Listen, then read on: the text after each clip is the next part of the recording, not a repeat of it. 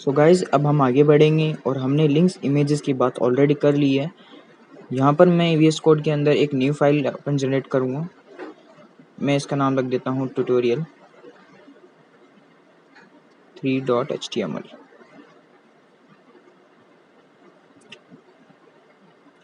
सो हमने tutorial 4.html यहाँ पे फाइल बना ली है। यहाँ पर सबसे पहले लिख दूंगा, यहाँ मैंने यहाँ पे बॉयलर प्लेट जनरेट कर दिया है। बॉयलर प्लेट में सबसे पहले टाइटल में यहाँ पे लिख देता हूँ, यहाँ टाइटल में लिख देता हूँ लिस्ट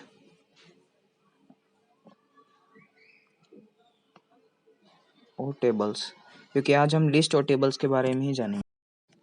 और सबसे पहले लाइव सर्वर ओपन कर लेता हूँ। लिस्ट की सबसे पहले बात करते हैं। अगर मैं यहाँ यूएल लिखता हूँ, यूएल लिखने के बाद अब मैं इसके अंदर li लिखता हूँ। li लिखने के बाद यहाँ पे इसके अंदर मैं कंटेंट दे दूंगा, दिस इज फर्स्ट आइटम।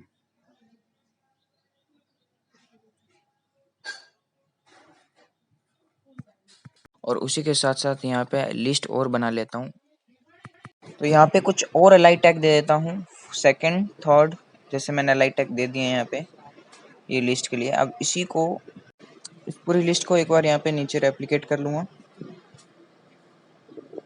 बस यहाँ यूएल की जगह ऑल कर दूंगा।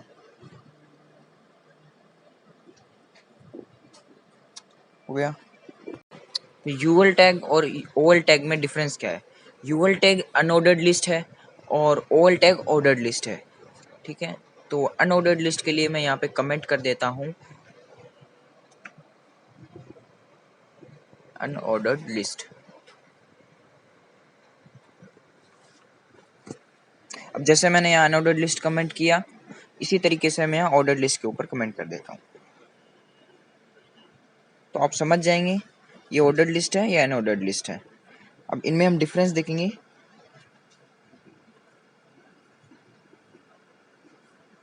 ठीक है, अब मैं आपको यहाँ पे सर्वर पे दिखाता हूँ। लाइव सर्वर चालू कर रखा है मैंने यहाँ। अब मैं आपको क्रोम पे ले जाता हूँ और रिफ्रेश मारता हूँ। अब आप देखिए अनऑर्डर्ड लिस्ट में ये बुलेट्स पॉइंट्स दिखा देता है और ऑर्डर्ड लिस्ट में ये सीक्वेंस में नंबर्स जनरेट कर लेता है। तो यहाँ पर ये बुलेट्स पॉइंट्स आ गए और यहाँ ये सीक्वेंस नंबर आ गए। अब अनऑर्डर्ड लिस्ट और ऑर्डर्ड लिस्ट के भी कुछ एट्रीब्यूट्स होते हैं। जैसे एक एट्रीब्यूट है टाइप। तो मैं जल्दी से यहाँ वीएस कोड ओपन कर लेता हूँ और यहाँ li टैग के अंदर, सॉरी ओल टैग के अंदर यहाँ पे टाइप लिखता हूँ। टाइप लिखने पर यह मुझे सजेशन चालू हो जाता है, जैसे 1 और रोमन नंबर्स में भी है कुछ, तो ए। तो जैसे मैंने यहाँ रोमन नंबर में फर्स्ट लिखा तो ये चेंज हो जाएगा। तो ये हमारा ऑर्डर्ड लिस्ट का एक टाइप है। अब जैसे ये एट्रीब्यूट और अनऑर्डर्ड लिस्ट का है, वैसे एक ऑर्डर्ड लिस्ट का भी है। इसी के साथ साथ टाइप मैं यहाँ पे ऑर्डर्ड लिस्ट के अंदर अनऑर्डर्ड लिस्ट के अंदर टाइप लिखूंगा तो ये मुझे सजेशन तो नहीं देगा, लेकिन मेरे को टाइप में बताता हूँ। यहाँ पे आप सर्कल लिखेंगे, जिस तरीके से मैं लिखता हूँ सर्कल।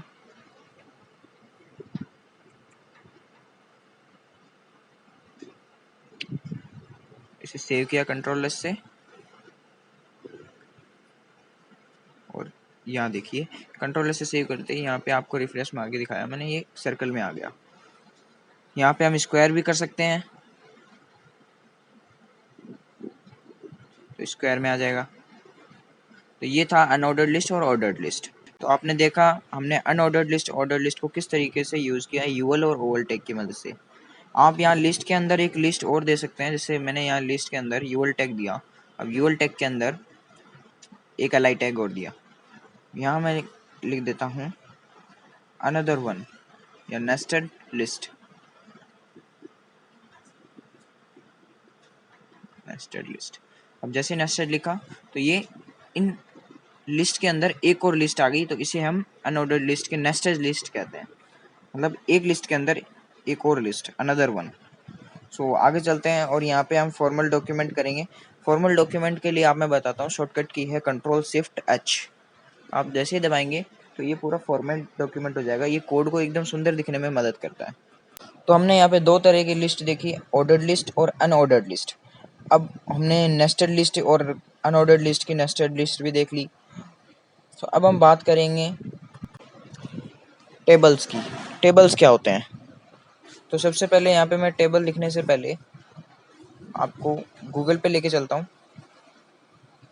आपको यहाँ पे गूगल इमेजेस में लेके चलता हूँ और इमेजेस दिखाता हूँ किस तरीके से टेबल्स दिखती है। तो जैसे ये टेबल है, तो ये आपको HTML टेबल लिखना है तो दिखेगा। HTML टेबल इस तरीके से आपको प्रेजेंटेशन करती है। तो ये आप टेबल बना सकते हैं इससे देख के।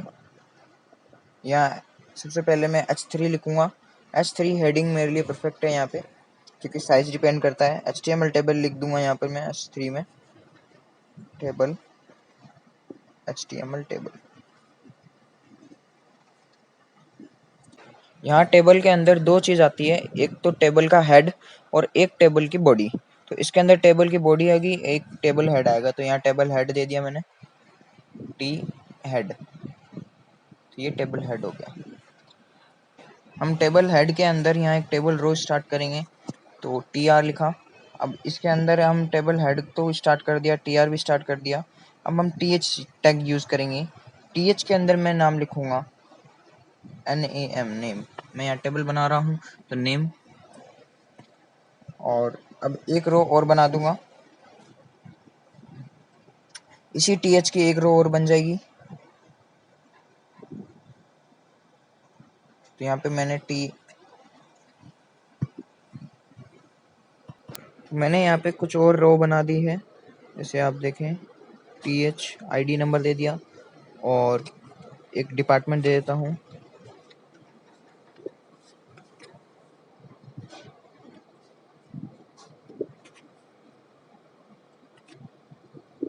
सो ये यहाँ पे मैं स्क्रीन आपको दिखाता हूँ किस तरीके से डिस्प्ले हो रहा है। आप देख सकते हैं HTML टेबल हेड हो गया, नेम ही। अब आगे चलते हैं, यहाँ पे T बॉडी यूज़ करेंगे, क्योंकि हम अब हेड तो हो गया, बॉडी टैग यूज़ करेंगे। अब हम यहाँ बॉडी की मदद से डाटा ऐड करेंगे। तो डाटा ऐड करने के लिए यहाँ टेबल रो बना लूँगा एक TR के अंदर। TR जैसे ही मैंने लिखा, ये TR रो के अंदर यहाँ पे हम TD देंगे, क्योंकि हमें डाटा यहाँ पे कलेक्शन करना है। तो TD। इसके अंदर यहाँ पे मैं नाम लिख दूंगा अपना, राहुल। इसी तरीके से यहाँ पे एक TR और,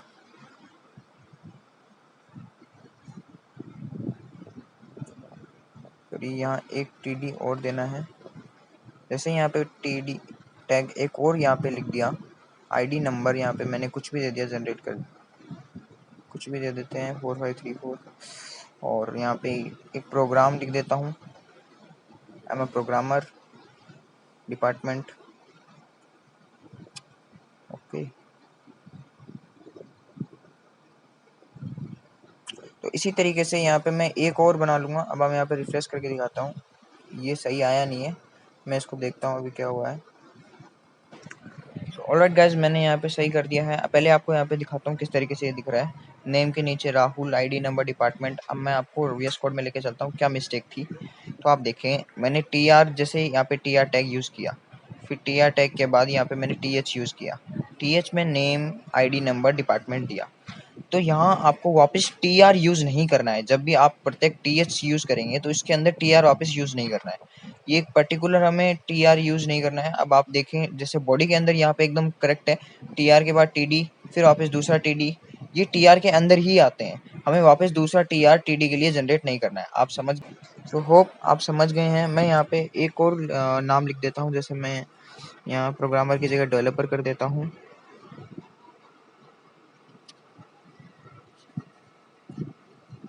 एंड्रॉयड डेवलपर। और ID तो सेम ही कर देता हूँ, ID का क्या है। और यहाँ अपना नेम चेंज कर देता हूँ, जैसे यहाँ मैं शिवम लिख देता हूँ। अब आप देखेंगे मैंने यहाँ पे सेव करने के बाद ये देखिए, ये किस तरीके से नेम के नीचे ये आ रहा है, ID के नंबर, डिपार्टमेंट के नीचे। तो ये एकदम सही हो रहा है। तो इसी को हम टेबल कहते हैं। सो आई होप आपको टेबल भी और लिस्ट भी समझ में आ गया है। जल्द से जल्द हम CSS की तरफ आगे बढ़ेंगे, क्योंकि हम जानना चाहेंगे कि वेबसाइट किस तरीके से CSS ब्यूटीफुल बना देता है। और अभी तक तो हम स्ट्रेट फॉरवर्ड चल रहे हैं वेब डेवलपमेंट में। सो वीडियो को लाइक करना बिल्कुल मत भूलना।